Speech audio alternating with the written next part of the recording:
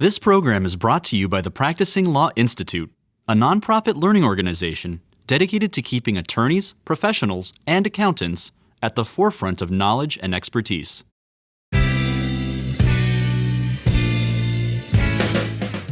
Hello and welcome to the Insecurities Podcast, keeping it fresh and staying wonky on the latest securities, regulatory, and enforcement developments, with a practitioner's perspective on the stories you should be following. My name is Kurt Wolf, and as always, I'm here with my co-host, Chris Ekamoff. Good to be with you, buddy. You too, Kurt, and I kind of like the way you do the intro better, so maybe we'll flip it up in episodes coming up. I don't know. I'm consciously thinking about how you say it as I'm doing it, so we'll see.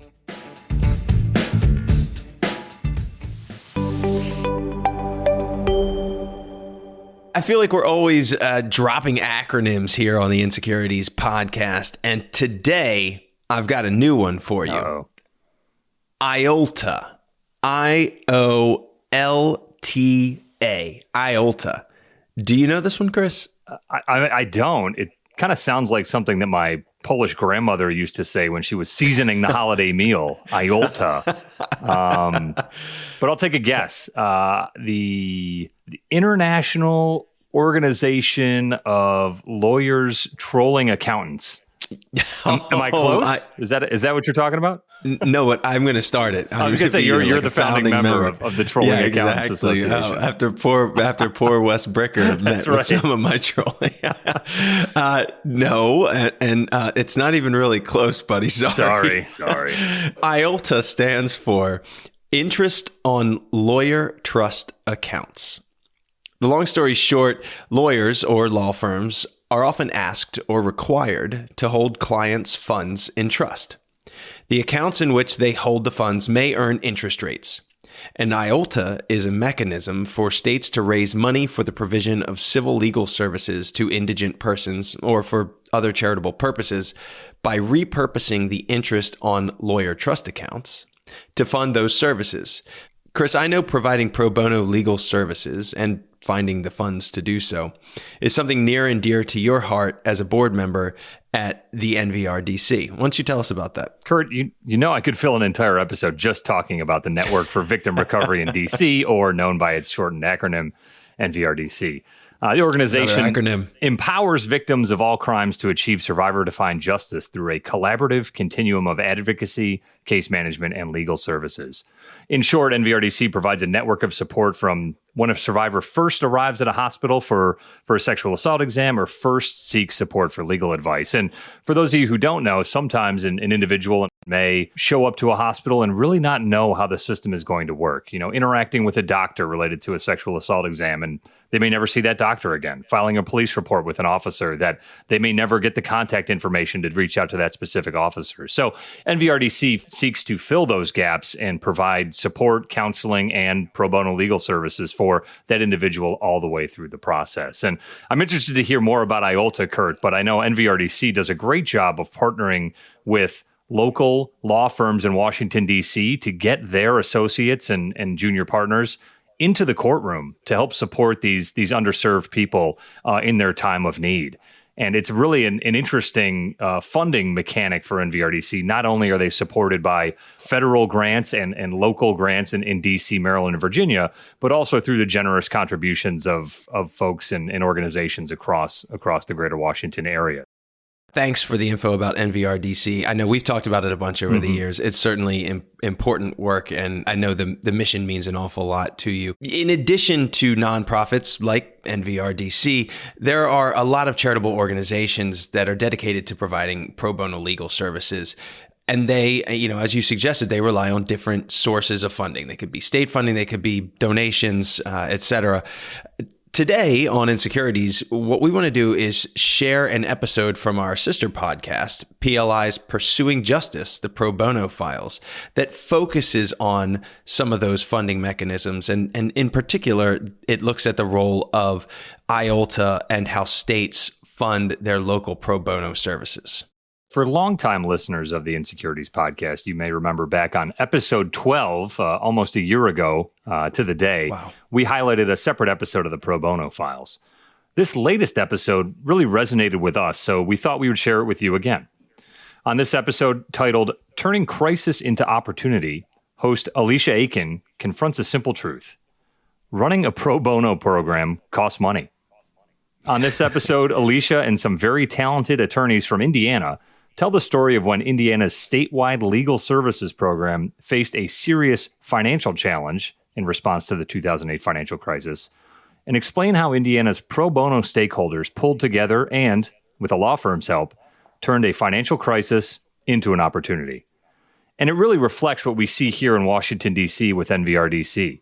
The pro bono efforts work best when there's a network of collaboration across legal aid, pro bono attorneys, officers of the court, and other stakeholders in the legal process and the greater community at large. Absolutely. It will actually answer your questions about how IOLTA works, Chris, but it gets at the bigger point about how when everybody kind of pitches together, when people are willing to contribute their time and money to a good cause, you can achieve an awful lot, which is why we thought our listeners would enjoy this episode of the Pro Bono Files. And if you do, we hope that you will like and subscribe to the podcast online. As far as Insecurities is concerned, we will be back in 2 weeks with our regular programming. Until then, we hope you will enjoy this encore presentation of Turning Crisis into Opportunity from the PLI podcast, Pursuing Justice, the Pro Bono Files. When the interest rates and everything that were dependent on IOLTA income went from $3 million a year down to $300,000 a year, and that's the reality of what the interest rate environment did to us, it dramatically impacted the whole program and the whole network. Here's the thing. Running a pro bono program costs money. To have a system where the volunteer lawyer with the right time and skills gets connected to people who need the help, it costs money. Someone has to be managing the system, building the network, connecting the dots, bringing the lawyers and the clients together, making sure the lawyers know enough to do the work well. And because the community of lawyers is different in every area, somebody local has to be involved. Because the pro bono system that makes sense in Indianapolis won't make any sense in rural parts of the same state. So, the Indiana Bar Foundation was pretty excited when they found a way to reliably fund every local pro bono system using a program called IOLTA. Problem solved! Until that reliable funding disappeared almost overnight. Today, we'll tell the story of how Indiana thought they had solved the money problem, how the Great Recession wiped out their solution, and how a team of Indiana's leaders, with support from Faegre Drinker Biddle, turned the crisis into an opportunity to build back better.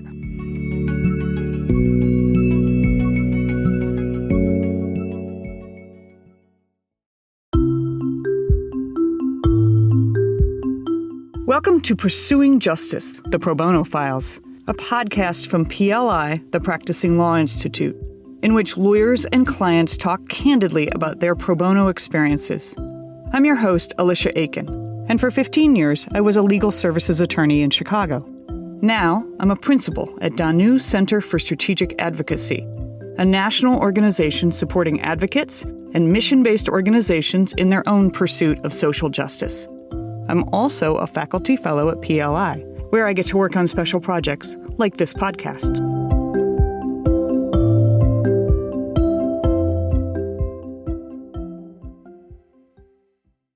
I'm Chuck Dunlap. I'm president and CEO of the Indiana Bar Foundation, and time does fly. I will be here 20 years in September, and as part of the Bar Foundation, we're the single largest statewide private funder for civil legal aid.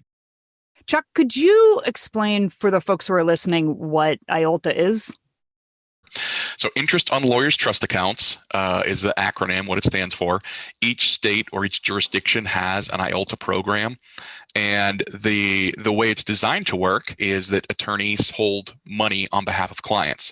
So it could be a settlement. It could be some sort of, sort of escrow or fees that have been paid, or that they're holding clients' money. In the past, it would just be held. There would be no interest earned on it. But when regulations changed and you could hold interest on those accounts or create interest at the banks, that interest would then go to support something. A lot of states, in Indiana, it goes to support our pro bono districts and the pro bono network. This is one of those simple solutions that made a huge difference.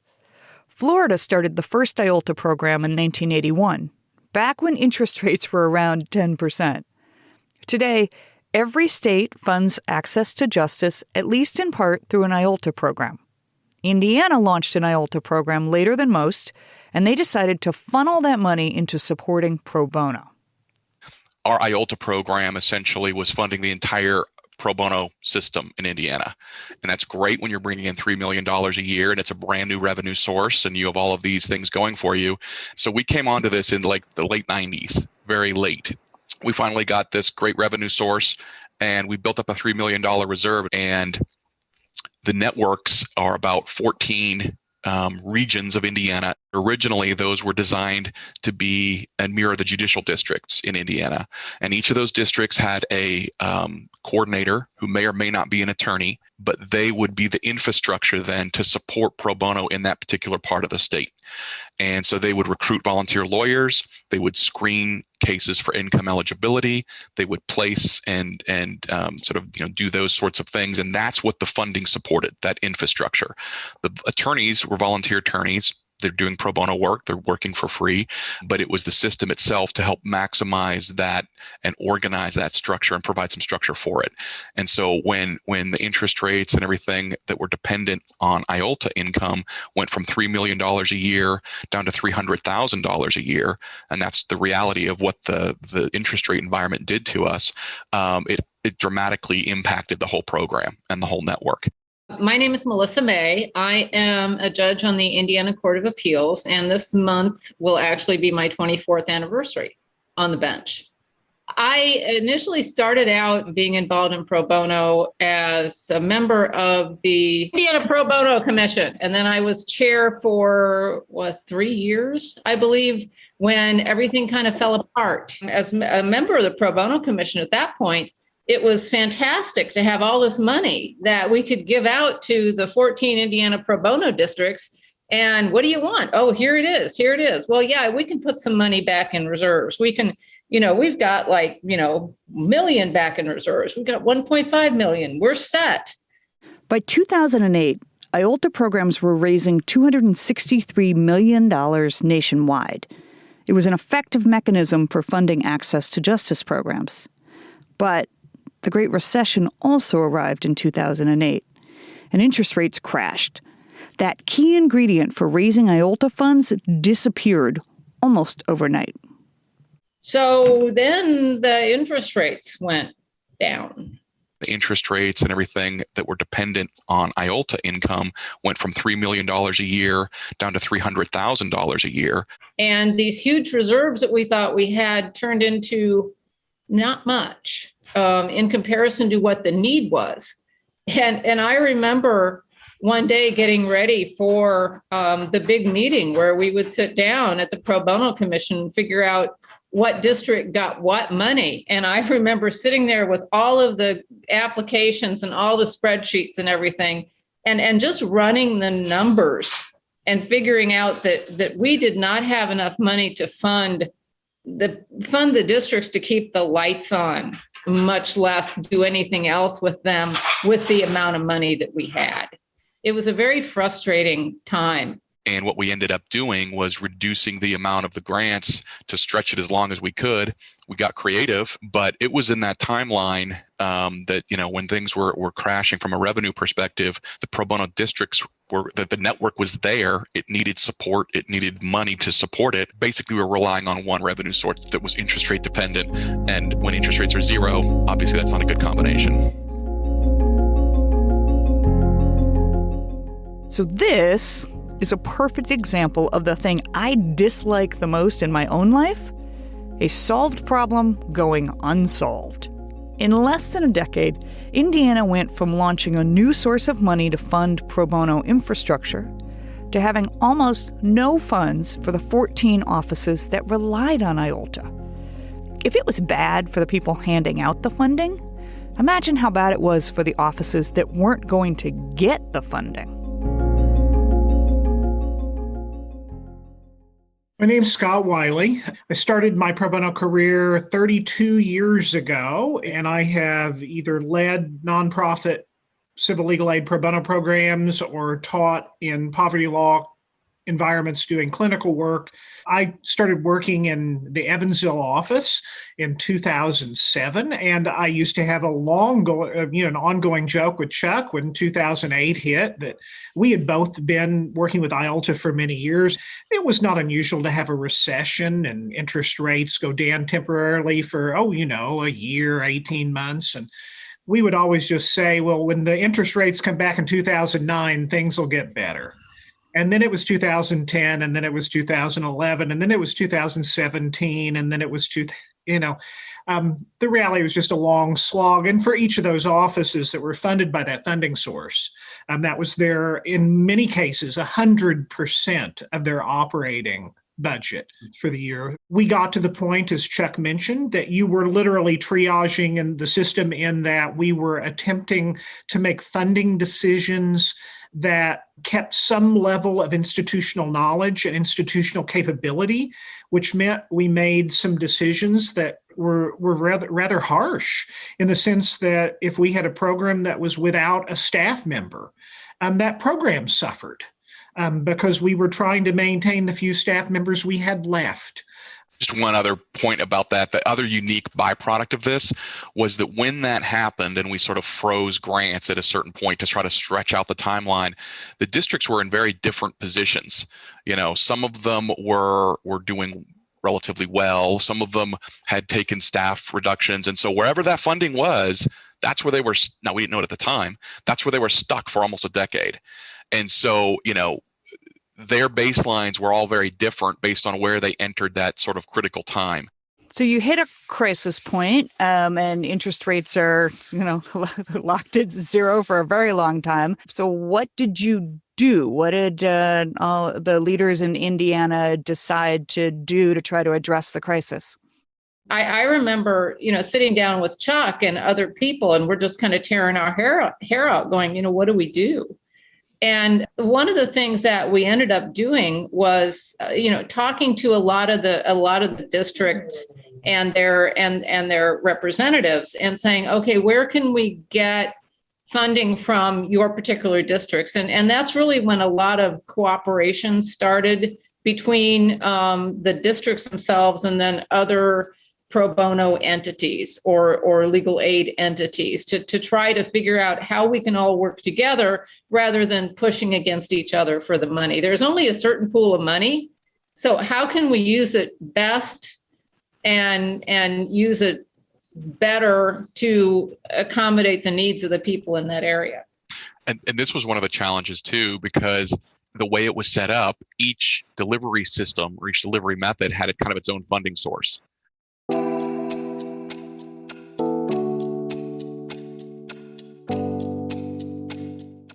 Let's focus in on Chuck's point about the delivery system and fundraising.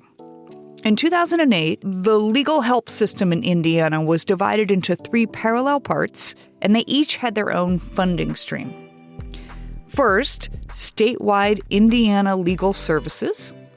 Second, pro bono lawyers recruited and organized by the regional pro bono offices. And third, small legal clinics and nonprofit law firms supported by specific groups like a university or a religious community. These folks respected each other, but they didn't necessarily work together. They operated on parallel tracks. But when the IOLTA part of the funding strategy went off the rails, it was a wake-up call that maybe the whole system could be better, and maybe it was time to rethink. So when there was a lot of money coming in, and everybody had a lot of money, it wasn't a big problem. But when there was very little money coming in and the IOLTA money, at least it wasn't much, but it was still coming in, that's when there became, the problem with how do we keep this system that that evolved for these districts with this money coming in, how do we keep that system and work with everybody else rather than fighting over the amount of money that was there? We kind of learned that it's a lot easier working together and sharing the money than it is fighting over the money that's there. Of course, working together is easier said than done. How do you get 14 different regions with 3 parallel delivery systems to agree on one vision, to build a new infrastructure, when some of them have been triaging for survival for years, and others are worried they'll be in the same boat if they don't hold on tight to current funding streams? The first step is to get people together, get them talking, and get them thinking about what might be possible. And that is where the pro bono professionals at Faegre Drinker Biddle stepped in with a strategic assist. I'm Kelly Sages. I'm pro bono counsel and director at Faegre Drinker. I'm based in Minneapolis, but I oversee our national program, including working very closely with our office in Indiana. And probably most relevant for purposes of this discussion, before joining the firm, I was at the Chicago Bar Foundation for about 9 years doing policy and systems work around pro bono and access to the courts. I would really like to invite you to talk about Faegre's role. In every conversation I've had about this, everyone has highlighted the important role that Faegre played in supporting that visionary thinking. Sure, and I can talk about it from my perspective too, because it was a really neat time when I was coming in to the firm where, service to others and pro bono is a core value of the firm. And in many of our communities, but in Indiana in particular, our leadership and attorneys and staff are deeply embedded in the access to justice structure. And for a long time, we had the sole law firm pro bono professional in the state, and my colleague, Monica Fennell, she's now at Taft. But so she was often at the center of helping to kind of develop pro bono projects and think through these various structures.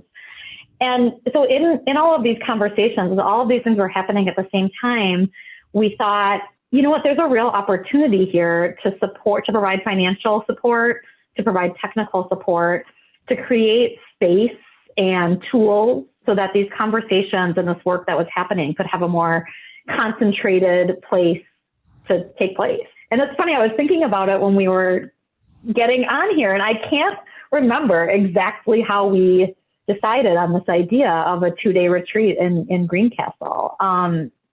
But we landed there, and this is work that I believe deeply in. And as I had transitioned from a systems role into the law firm role, it was a really neat way for me to kind of marry those interests in furtherance of the firm's goals and role in the Indiana community to really support the work that was already happening. And the one thing, the turning point for me, I really do mark it as that retreat that we had, that Faegre supported, and we really brought a lot of stakeholders together. That was about the same time IOLTA was coming back. And so we could stop sort of living in this desperate time of trying to survive and think a little bit more forward about, okay, we're going to have some more resources here. What do we want this to look like? How do we want to collaborate? How do we want to work together? And what recommendations? Where do we want to be in 4 or 5 years? So it was this really neat, symbiotic way that everything came together at just the right time because of all of the ongoing leadership and the funding loosening up a little bit and the community being ready and just needing some space. That's kind of how I've always thought about it. One thing I just wanted to say is, and this may be hard to believe, but it was probably in my now almost 20 years, I think it was the first time that the whole state community really came together. I mean, we were siloed. We weren't talking to each other. We weren't creating a statewide plan. None of that was really happening. We were all kind of existing in our own little parts of it. And we had our own little funding mechanism that may or may not be robust or healthy, and certainly was never enough if you wanted to look at the demand. So really, this was a turning point for our evolution as a state. We didn't have a system. We had a bunch of little pieces to a system that weren't collaborating and talking and working together. And really, this was the first opportunity that we had to sort of move that forward and to create, maybe it's a good idea if we do talk to each other. Maybe we can accomplish more that way and come together to talk about different perspectives on what we want to see this system look like. Who was there? Who did you bring together for this retreat? We brought everybody, basically. We brought Indiana Legal Aid, Indianapolis Legal Aid, Neighborhood Christian Legal, all of the big providers. from the pro bono districts, but anybody who had anything to do with any of the clinics, the law schools, everybody was there kind of in one area. And we sat down with everybody and it was said, look, we got to get along. We got to do this. We got to come up with something that works. Otherwise, we're not going to do what we're supposed to do. And we invited all the pro bono districts. And again, at that time, each one was almost kind of insular and discreet. It wasn't like we are the pro bono network. We tried to get the law firms there and not just Vagary, obviously, who was spearheading this whole effort, but to get their peers and their colleagues there from the pro bono perspective. We also had corporations like Eli Lilly and others who play a big role in the pro bono system. And then also, really importantly, representatives of the court, including the Supreme Court and Judge May. And so really, it was all of the stakeholders in the pro bono and legal aid system who touch pro bono coming together in many ways for the first time. Some people with lots of skepticism, other people with lots of enthusiasm, but it was a way to, again, just get everyone in the same place. And I think sometimes when law firms think about small things they can do, the funding that we put in was very small, but it was enough to pay for the legal aid organizations to spend the night and to have a nice dinner and cocktail reception, which we thought was really important. To again, like creating that collegiality and building that space to have conversations that were going to be sensitive in some ways and hard in some ways and great and easy in others. But, it was an interesting dynamic. And so that small amount of funding was a way to get everyone there. And I think that was really getting everybody under one roof. What was really the only way to sit down and talk about what we would like to see happen, or getting people to sit down and talk where they can look at each other face to face and express honestly their thoughts and their fears. It was really the only way to get it done. And through everybody's work, it seemed to do. And one thing I think, without an active Chief Justice, any kind of pro bono program that a Supreme Court has to oversee is not going to do as well as it is unless you have an active court and an active Chief Justice. And we're really lucky with Chief Justice Loretta Rush and the rest of the court.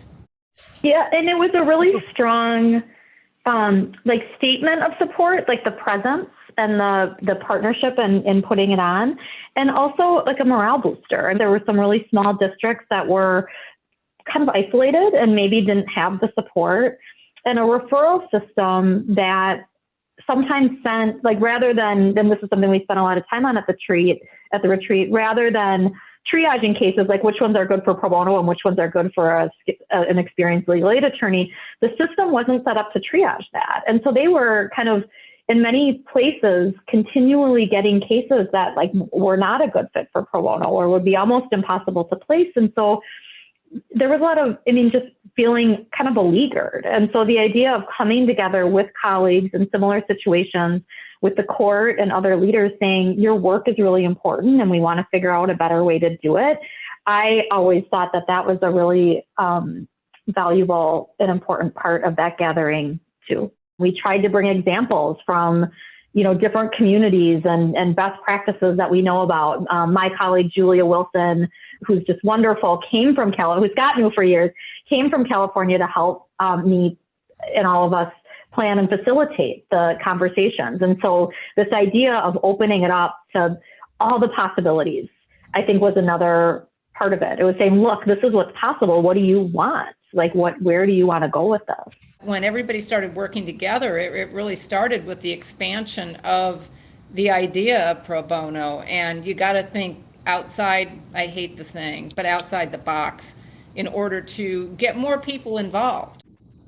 So when you say retreat, to a lot of people, they worry that it's going to be a weekend of being told to think outside the box and do trust falls, drink at night. What happened at this retreat that made it successful?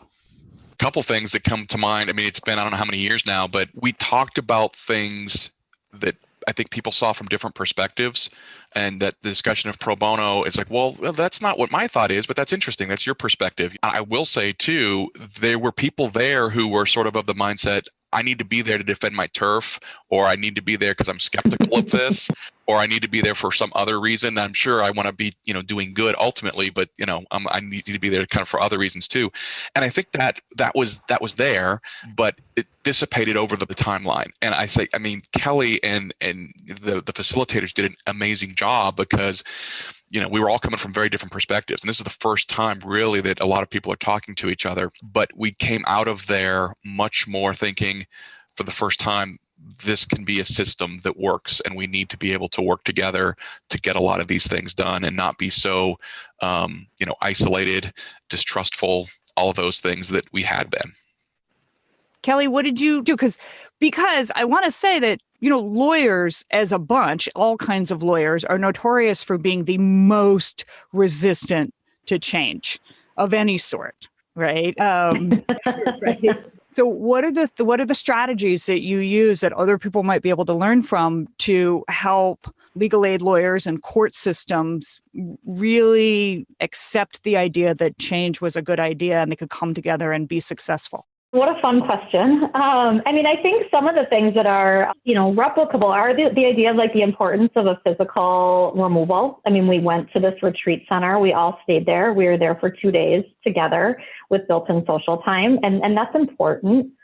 I do have a question. Is Greencastle, is it like a magical retreat Brigadoon-like spot? Well, Greencastle is where DePaul University is. Okay. DePaul with the W, not the L. Small, idyllic, liberal arts college about 45 minutes outside of Indianapolis. It's a beautiful, idyllic situation. They have an ethics center just off campus about, a few miles in this wonderful wooded, secluded area that if you use GPS, you get left in a cornfield. But it's a really beautiful, idyllic place. And that did contribute greatly. The isolation of the space, the beauty of the space, the idea of design, all those things were thoughtfully put together. And, Kelly and Monica Fennell, her colleague, and Chuck and all the folks who did it, every piece of it was thought through. We did a lot of listening and planning before the retreat. We tried to really plan the sessions to be a blend of blue sky, big picture, the world is your oyster, kind of dream big, but then also really kind of practical level setting of what are our common terms? Do we all agree that having a system in which a client doesn't get ping pong balls back and forth is optimal versus, so it's we spent that time both before and at the retreat creating a common language, kind of dreaming big, and then also bringing best practices. And I think one of the lessons that I really learned though throughout all of it was really listening to what is the community and culture in Indiana? How do we build on all of the amazing things that are happening and the great leadership and all of these really strong pieces? How do we build on that rather than someone said it earlier, come in and impose some different idea of what's best or what's going to work best. And then I think we also had to be really nimble throughout the retreat, that we were learning a lot.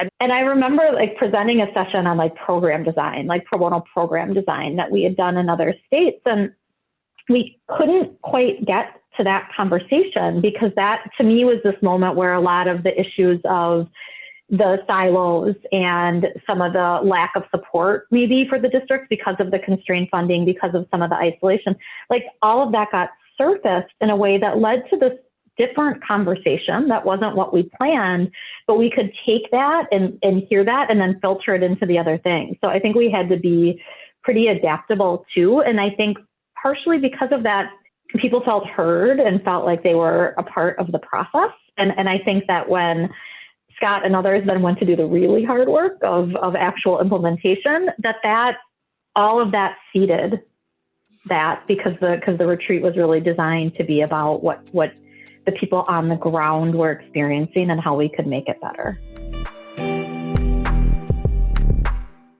What was the big idea that came out of the retreat? What's been the impact of that collaboration in the beautiful, idyllic place?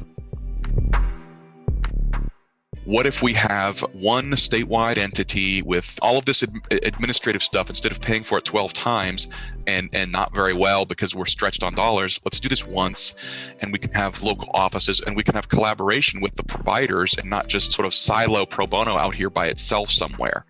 Everyone in Indiana should talk about the changes since, but like in a really brass tacks way for purposes of telling the story. After our lovely 2-day retreat in Greencastle, where we spent this time, we had a follow-on group that took everything we learned at the retreat and spent a lot of time putting together concrete, practical recommendations.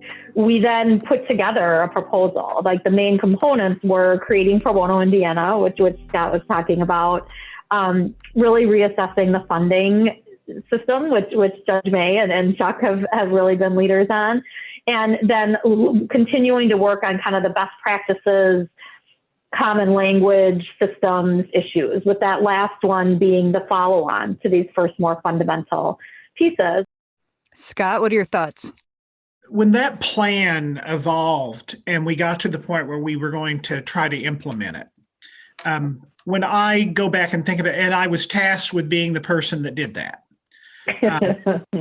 The thing that I found in retrospect that I didn't really truly appreciate and understand, I went out and had to assess the health of the system. So I went into the hospital room and I had 11 colleagues at differing levels of illness, having been resource starved for a long time. And I had to convince them that going to the same doctor and becoming part of the same hospital was an important thing for us to do. At the same time I was doing that, I was having to convince the best resourced, the healthiest program that it was also important that the new money be invested in the sick people, not those of us that were well. So it was actually against their own best interest to join this effort. But they had to see the broader and the bigger picture to do that. And those competing interests that came from the idea that if we were going to be a true system and do that wonderful work that we did at that retreat, and the blue sky, as Kelly talks about, that getting better, being more efficient, best practices, the ability to get there depended upon us bringing the weakest programs to the level of the strongest programs, which meant investing in them. And that idea that if we could save resources by getting one insurance policy and having one accountant and having one checkbook and having one bank and one fee instead of 12 or 13 or 14 of them, and that we could reinvest those resources. And then the new resources we could invest. For the very first time, our employees have healthcare insurance. None of us had ever had healthcare insurance.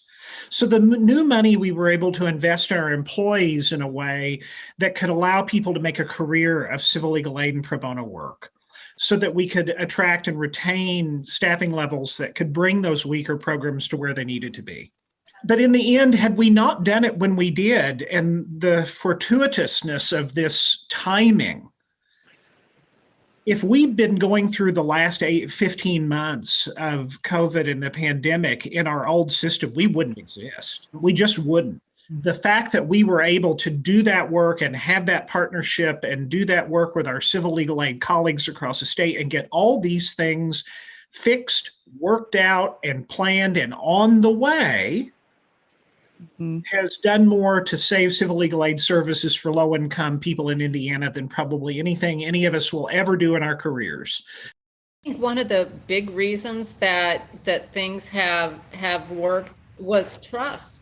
And I think that's one thing that we really worked hard to try to do and to try to maintain is that trust. There were a lot of nervous sort of people, and we had a lot of conversations, and Scott won't say it, but I will. Scott Wiley was key. The person and the people that you have in those positions, because Scott has their trust. He knows he's a peer and a colleague to all the other pro bono districts, but because of that level of trust, and Judge May was so right about that, everything started with that. So what I'm hearing is if you want to reform the statewide access to pro bono, hire Scott. No, don't hire Scott. We want to keep him. He has to remain. Right. Yeah. Happy to put a number on that.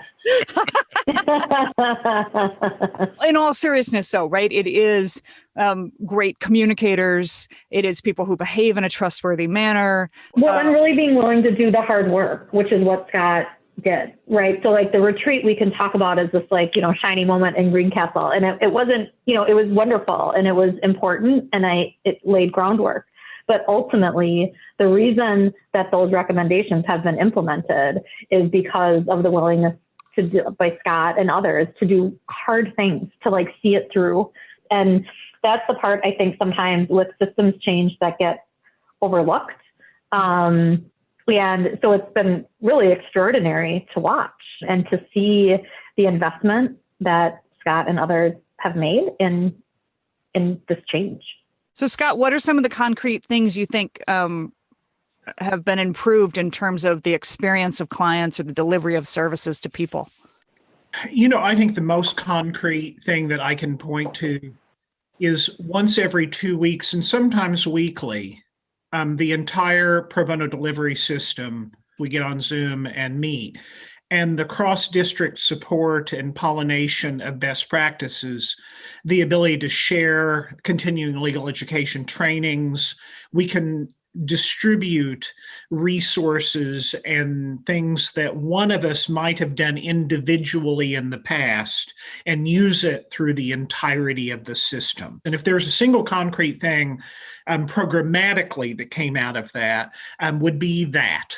From an administrative point, the singular kind of biggest thing, our insurance costs went down 80% because a base insurance policy costs about the same. And when you're buying 12 of them instead of one, you waste a lot of money. And all of that money was retained by those local offices to put back, and that just added more resources to do work in the field, in those local offices across the entirety of the state. I think when we were going through this process, we really wanted to retain the benefits of the grassroots local connections, but also then the best of both worlds, get the cost benefits from the scalability of a statewide organization.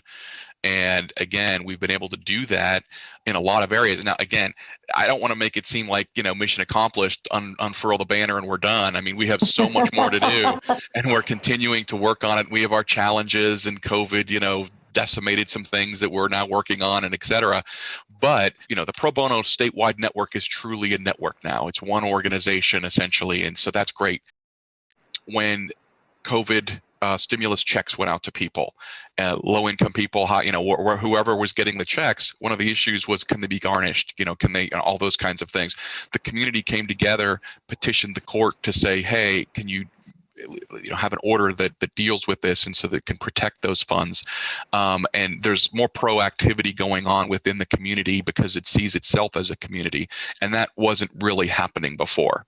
And so that's another side effect, I think, that's really positive from this.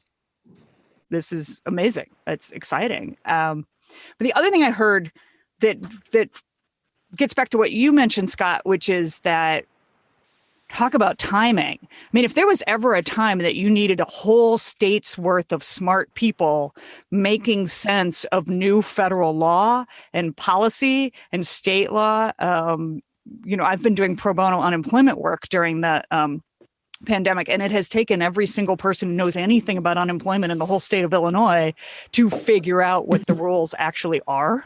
And so if you had been under your old system, you would have had 12 or 14 different offices trying to figure out the same question 12 or 14 different times, right? That is a perfect example. We've started, we start every one of our meetings. It may be, I'll give you the example. Our one last week was about the extension of the eviction moratorium and what the new form looked like and how it was being allocated and how long it would go and the best input we have gotten on what it still covered and what it did not.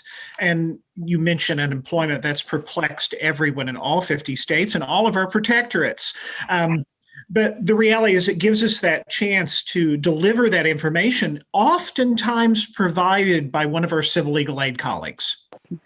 Often someone from Indiana Legal Services or from another one of our colleague programs where we can now invite them to provide us that information because as a staff legal aid attorney, they have greater knowledge of that than perhaps those of us who coordinate legal services and don't practice ourselves.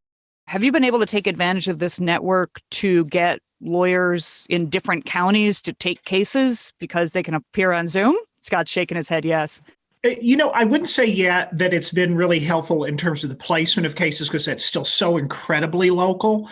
It's just the reality is an attorney from Faegre in Indianapolis really can't take a divorce in Vanderburgh County, 200 miles away. But what it has done that is so exciting to me, and I'll be able to tout Kelly's firm. I've got 3 attorneys in Indianapolis that are at Faegre. They're really lovely guys. They all graduated from law school after going to high school in a little town in southern Indiana. Town's got 11,000 people in it. It's 100 miles from Indianapolis. I'm going to sit in their library with one of our other volunteers in about 3 weeks with a couple of computers, with a couple of Zoom rooms, as simple as that. And those 3 attorneys who grew up in that little town are going to be able to sit there and talk with low-income folks from their hometown and help them. If that didn't warm your heart, they're spending some time giving back to the little hometown that raised them and allowed them to be a successful attorney. What a wonderful statement of how you can use your services when you're in an urban area and serve someone in a rural area. Working on this project with my colleagues in Indiana has really been one of the great joys of my career. And then when you see things happen, like people having health insurance, like systems coming together, and like all of the possibilities that it opens up. And this conversation today reminded me of the importance of law firms and other corporate partners to take really seriously their leadership responsibility to be partners in this work, to be proximate to the issues that the legal aid attorneys and other nonprofit organizations are facing, to bring like the different kind of skills we might have to help support that system, to really listen, and the idea that like a small amount of funding can help open things up. And so all of those things, any firm can do that. And that cross-pollination and the delivery capability we now have to share amongst the civil aid system as a whole, and then have those systems filtered to the pro bono system as we've redesigned it. Design really does matter. And the outcome of that work that has transformed our system is a perfect example. If you don't believe in program design, come see how our system worked before, come see how our system works now. And the only difference is the investment of a little bit of money and a whole bunch of design.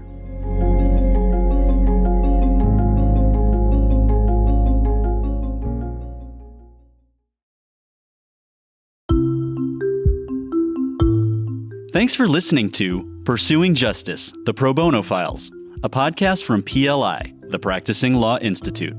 This production is dedicated to the pro bono and public interest lawyers working to improve access to justice. A special thanks goes to our producer, Daniel Peinitz, as well as our host, Alicia Aiken. Please note that the views and opinions expressed during this podcast represent those of the individuals being interviewed and not necessarily those of PLI. PLI is a nonprofit learning organization dedicated to keeping attorneys and other professionals at the forefront of knowledge and expertise. For more information about PLI's wide-ranging curriculum of pro bono programs, visit pli.edu/pro bono.